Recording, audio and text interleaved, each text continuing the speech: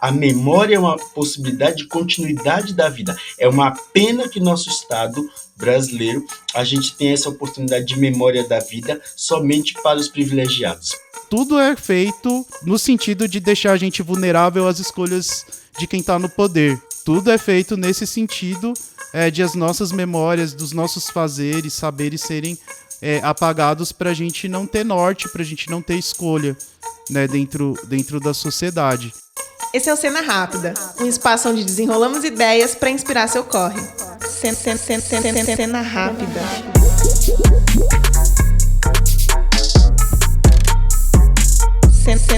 Cena Rápida.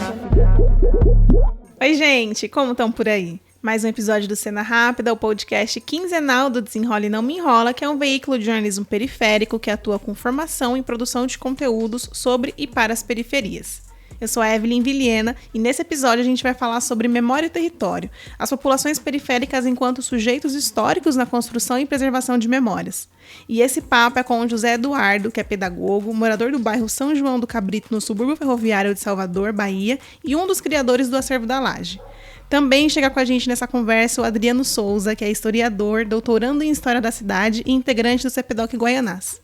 A gente começa conhecendo sobre o Acervo da Laje, iniciativa criada pelo José Eduardo e pela Vilma Santos. Eu estudei aqui no território, no mestrado Trajetória de Adolescentes, de Jovens, no mestrado em Psicologia, e fui fazer um doutorado em Saúde Pública em 2006, estudando repercussões de homicídio entre jovens de periferia, né?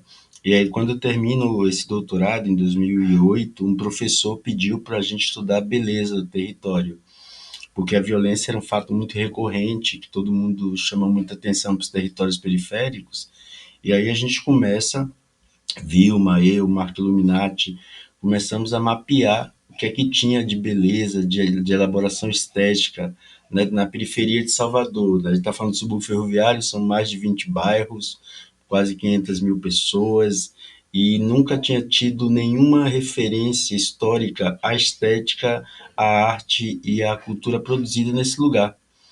E aí eu saio dessa trajetória de pesquisa sobre violência e a gente começa a mapear as mulheres, o território, as ruínas, as paisagens.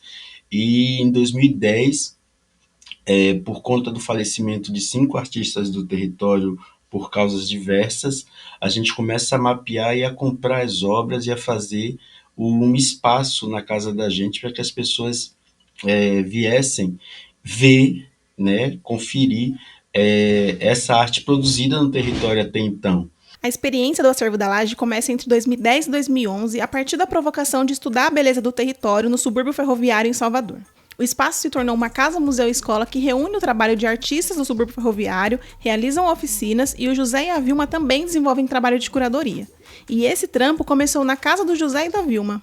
Todos os equipamentos culturais, de memória, de arte, geralmente são localizados no centro da cidade.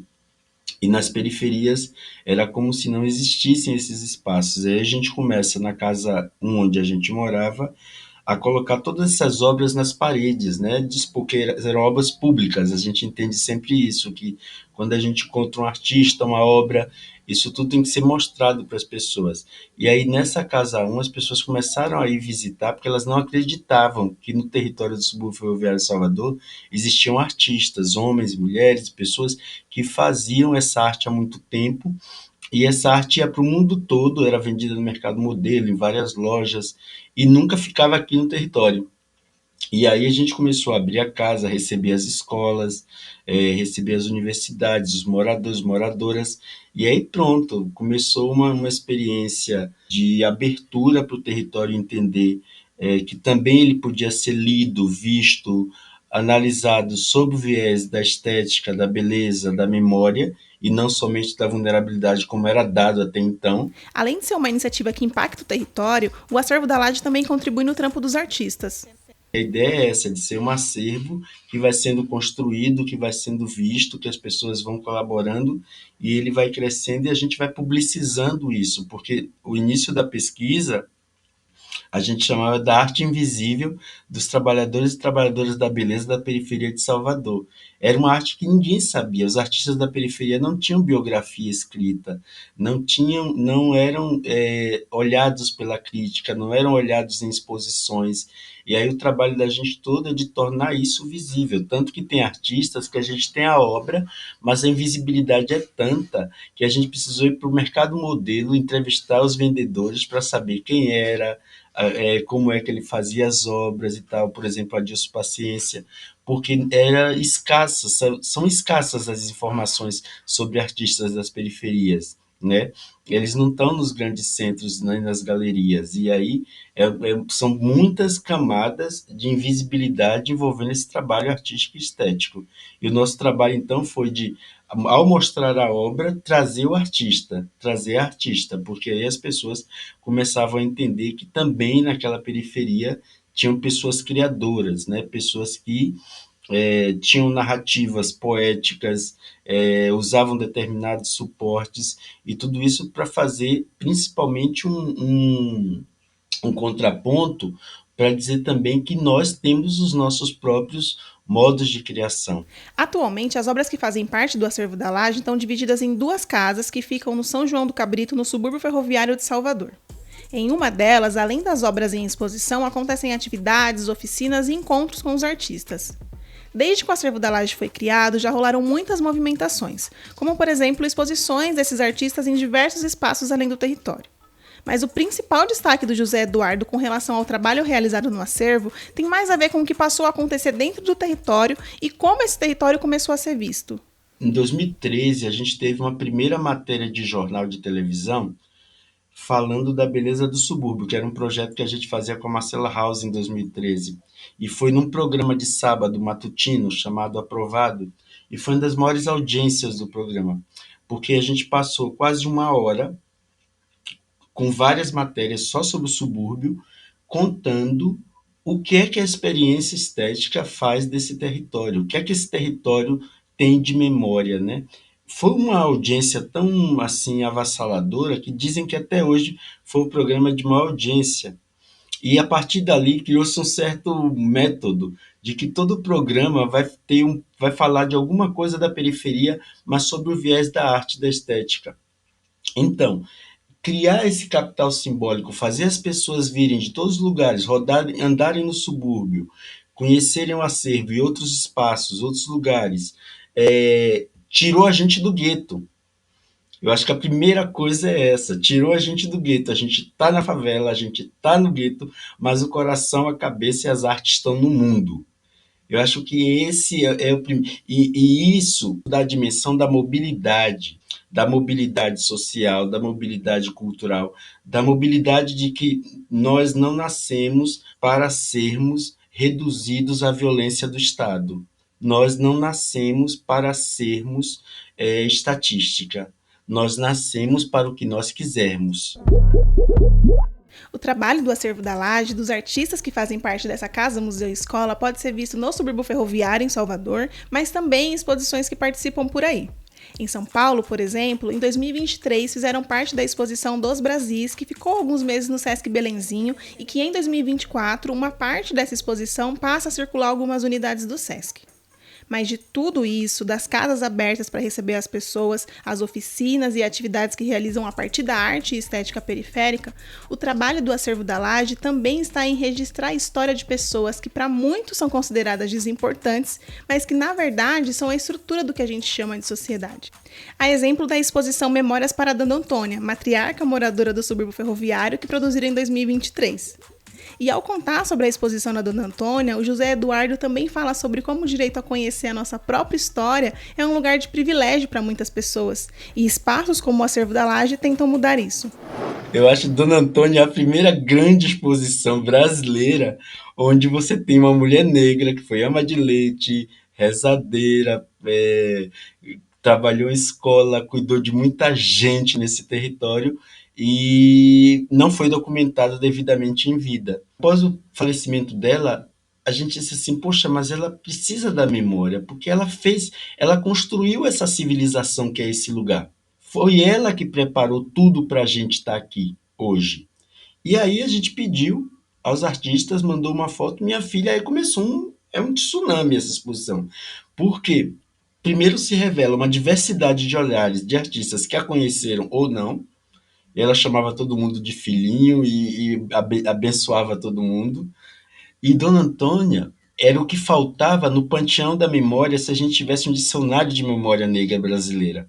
Eu acho que Dona Antônia, ela está promovendo isso, a gente está provocando e entendendo que ancestralidade tem a ver com essa memória que nós tocamos, com essa memória que nós vivemos e que tem que chegar às novas gerações. Então, na exposição Memórias para Dona Antônia, acontecem coisas inacreditáveis. Homens hoje, mulheres, que foram filhos de leite dela, que ela era ama de leite. Então, eles chegam e a relação não é com a obra de arte, é encontrar de novo uma pessoa.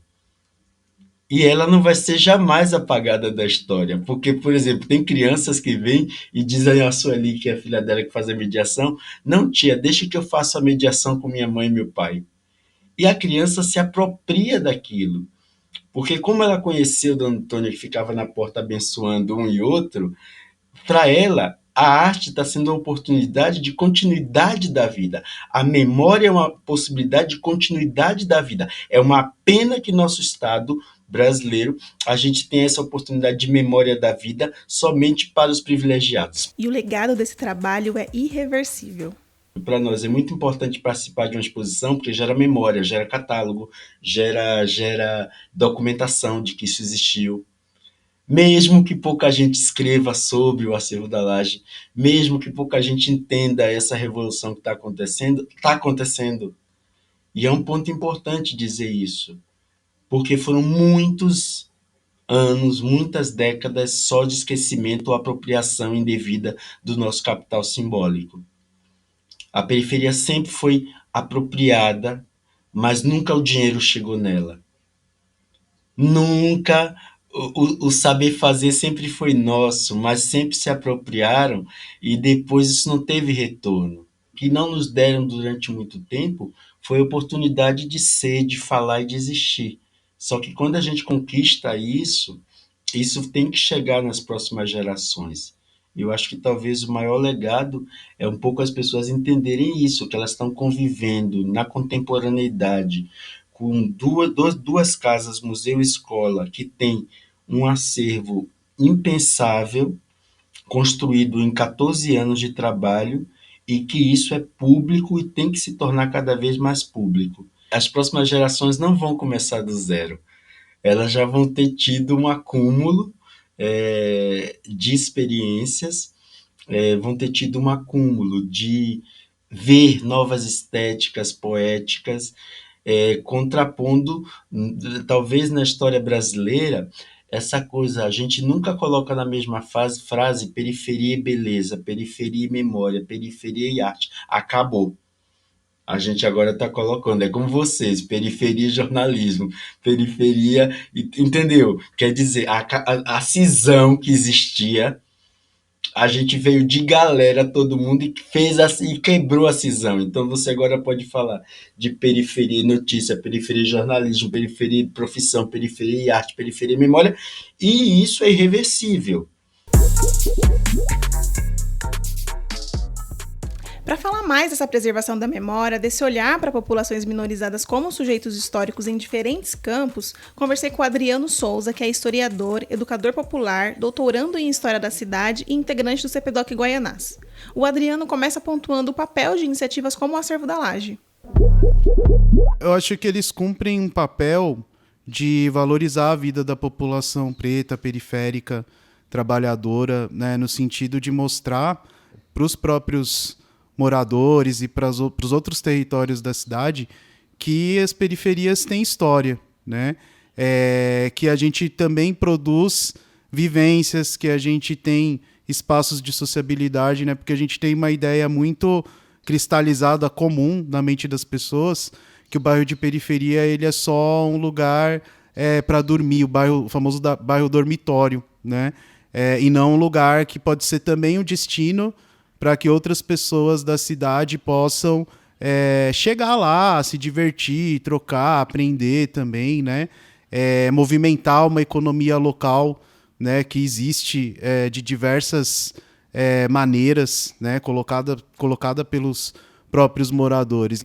E nesse lugar de sujeitos históricos que são ou não lembrados, que têm ou não espaços que preservam e difundem sobre os seus saberes, o Acervo da Laje faz isso através da arte, da cultura, e o Adriano traz alguns exemplos em diferentes áreas. Quando eu fiz o mestrado, né, estudando sobre São Mateus, eu fiz um pequeno arrazoado, uma análise sobre alguns nomes de avenidas, né, e bairros de São Mateus. Então, quando a gente pega, por exemplo, Cidade de São Mateus, o próprio nome ele já faz menção ao Matteo Ben, que era um loteador italiano, enfim, que fez o loteamento de um dos territórios de São Mateus, né? A avenida principal Matteo Ben tem o nome desse loteador. Outros territórios, né, de São Mateus, como por exemplo o Jardim Santa Adélia, a Avenida Adélia Schoff, tem a ver com a família de outro loteador, né, a esposa do Hageb Schoff, né, que loteou o Jardim Santa Adélia, dá nome para esse bairro e para essa avenida, né, a esposa desse loteador, né, e bem como ele também é nome de uma das avenidas principais. E aí a gente sempre faz esse debate, né, quem que é lembrado no final das contas? Porque a gente tem, mais recentemente, dentro desse trabalho de mestrado, eu entrevistei um militante do movimento de saúde, que foi um militante comunista durante a ditadura também, enfim, participou do movimento de saúde, chegou a ser regional de São Mateus, né, até um cargo de destaque, né, durante a gestão Luiz Erundina, o Aldo Leite da Silva, e até hoje o trâmite na Câmara para aprovação de um nome de rua com o nome dele, né, ainda está lá parado, sabe, não anda, né, não chega a um termo, né, não recebe a mesma honraria, né, não é colocado no mesmo patamar. E é interessante essa iniciativa do Acervo da Laje, porque aí eu pego um paralelo com a questão da documentação e da memória, porque a gente tem muitos memorialistas nos nossos territórios, pessoas que têm dentro de casa fotos, cartas, documentos, boletins, inúmeros documentos sobre vivências comunitárias, mas que não têm um espaço de guarda, né, e nem de difusão para eles, né. Um exemplo importante que a gente tem é o Seu Jorge do Aurora, né. O Jardim Aurora é um território que ele se constituiu nos anos 90, próximo ao Céu Jambeiro, né, ali no Lajeado já, basicamente, e que ele tem uma série de materiais, VHS e outros que a gente até precisaria ter alguma grana para converter e preservar em outros formatos, né? Além de livros, fotos, enfim. Tudo sobre um bairro que foi ocupado e o processo de regularização fundiária dele. Como ele, a gente tem vários outros exemplos de associações, de centros comunitários também, que têm acervos, ou que às vezes nem tem ideia de que o que tem em casa são acervos, né? Às vezes é aquela memória afetiva, tal, que a pessoa nem entende o tamanho do impacto social que aquilo pode ter para outros grupos, né? Um impacto em termos educativos. E aí fica a pergunta: quem registra e documenta os fazeres de trabalhadores que construíram e ainda sustentam as cidades, por exemplo? Isso se relaciona com quem são as pessoas colocadas e documentadas como sujeitos históricos ao longo do tempo. O CPDOC ele documenta a existência de olarias, de pedreiras no território desde o início do século XX, ali entre Guaianazes e Cidade Tiradentes, e o quanto as memórias dos trabalhadores desses lugares são apagadas, né? Bem como as formas de construção de serviços públicos a partir de movimentos de saúde, movimentos de moradia, né, que constroem prática política, planejamento urbano, organização e fiscalização dos serviços públicos, né, isso foi notório nos anos 80, né, com as comunidades eclesiais de base, com os movimentos de mulheres, e mais recentemente também com a documentação das atividades das coletividades nos últimos anos que pautaram as políticas públicas da cultura, como o VAI, Lei de Fomento à Cultura das Periferias, Casas de Cultura, que são iniciativas que não são feitas simplesmente pedindo para o Estado fazer algo que o Estado vai fazer como ele quer. Não. A gente elabora, a gente pensa a programação, a gente pensa o lugar em que o espaço vai se localizar e como que esse espaço vai ser construído e organizado, a divisão interna, enfim. Então, todos os detalhes, eles são construídos pela população. Então, isso passa muito longe dessa ideia de um bairro dormitório. Não são bairros de produção da cidade, efetivamente. O Adriano também aponta a necessidade de envolver outras esferas nessa discussão. Eu acho que a gente precisa de políticas que elas tenham esse olhar de promover verbas permanentes para manter espaços físicos de guarda, de documentação, de objetos, de exposição desses objetos, ou mesmo de preservação dos espaços urbanos. Mas a gente sabe que grandes instituições, né, que estão nas áreas centrais, elas têm verba permanente. Então a gente precisa de dotação orçamentária permanente para esse capital simbólico se manter. Né? Por que a gente tem, por exemplo, sei lá, vou pegar um capital simbólico que ele é mantido a Pandeló, que é aquele monumento às bandeiras do Vitor Brecheret. Nunca falta dinheiro para aquilo ali, nem para o obelisco, e aquilo ali passa em novela, passa em jornal, passa em propaganda, tá em propaganda turística da cidade, mas onde estão as nossas memórias periféricas? Os nossos suportes de memórias periféricas, porque são vários. São documentos, são esses espaços de cultura, são espaços urbanos construídos. Um bairro de mutirão é um patrimônio periférico construído pelos moradores, pensado pelos moradores. Mas o quanto a memória daquilo é preservada? Você pode ter um processo de remoção, uma obra de mobilidade, aquilo tudo acaba, as pessoas vão para outro lugar, e você tem uma outra geração, como acontece muito, que os mais novos não entendem o que foi a construção dos mutirões nos anos 90 e não valorizam uma continuidade de políticas desse gênero. Né? Então, eu acho que a permanência orçamentária de verba para essas iniciativas ela é essencial para manter esse capital simbólico, essas fontes de saberes. Porque é isso, tudo é feito no sentido de deixar a gente vulnerável às escolhas de quem está no poder.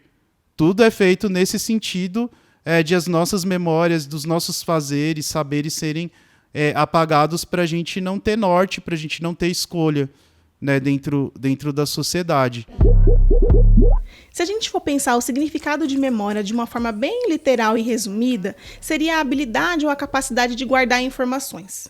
Nesse sentido, ao longo do tempo, a criação e a preservação da memória é uma forma de fortalecer e espalhar muitas narrativas, criar muitos heróis, e isso a partir de vários interesses.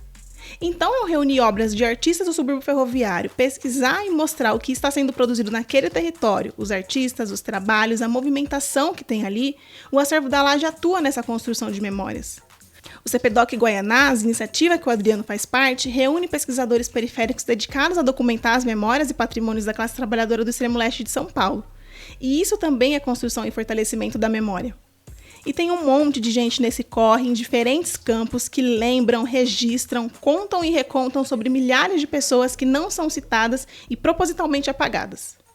Preservar a história de populações que sempre tiveram seus feitos não contados ou contados por outros e até mesmo apropriados, como trouxe José Eduardo, é ter a memória como uma possibilidade de continuidade de vida. A arte ela tem uma função também de transpor o imediatamente cotidiano para as pessoas também sonharem, porque a grande questão é que a gente não pode parar de sonhar, e sonhar é se projetar no futuro, e a arte, eu acho que ela tem um pouco dessa dimensão. Então a gente traz isso para o território. São 2 casas abertas, recebendo todo mundo, podem tocar nas obras, não tem a negativa dos museus tradicionais, pode tocar nas obras, pode sentar, pode levar muda de planta, pode conversar, pode levar concha, é casa aberta, porque o não a gente já teve historicamente. Então eu acho que o acervo ele não é um espaço de reparação, mas é um espaço de construção de futuro, através dessa arte que sempre foi tratada muitas vezes como um capital simbólico somente da elite. né? Infelizmente, a gente tem tantos problemas na quebrada, ainda com saúde, com transporte, com assistência social, que esse papel integrador das políticas de memória social, ele acaba que ainda não é tão visível assim para a população, mas a gente espera que em algum momento esse papel integrador das políticas de memória chegue num patamar de política pública que a gente tenha o mesmo financiamento que uma pinacoteca tenha, a Favela Galeria tenha, sabe? E outros espaços de quebrada assim também. Que tal você que chegou até aqui, agora ir lá nas redes do Desenrola e compartilhar esse episódio com outras pessoas? No Instagram estamos como Desenrola _ e por lá também tem fotos da entrevista com o Adriano e cortes em vídeo das 2 conversas, além de outros conteúdos relacionados ao episódio. Bora chegar! O link para o nosso portal, redes, canal no WhatsApp e campanha de financiamento estão todos aqui na descrição. O Cena Rápida é um podcast quinzenal, disponível sempre às quartas no Spotify, Google Podcasts e no nosso canal de vídeos. Por aqui, seguimos com ideias desenroladas para inspirar seu corre. Um beijo e até o próximo episódio.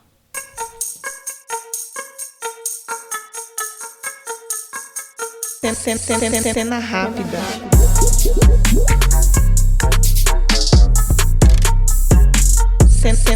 Cena Rápida. Roteiro, apresentação e entrevistas por mim, Evelyn Vilhena. Distribuição por Thaís Siqueira e Samara Santos. Produção audiovisual por Pedro Oliveira. Identidade visual Flávia Lopes. Vinheta e edição por conta do Jonas Rosa.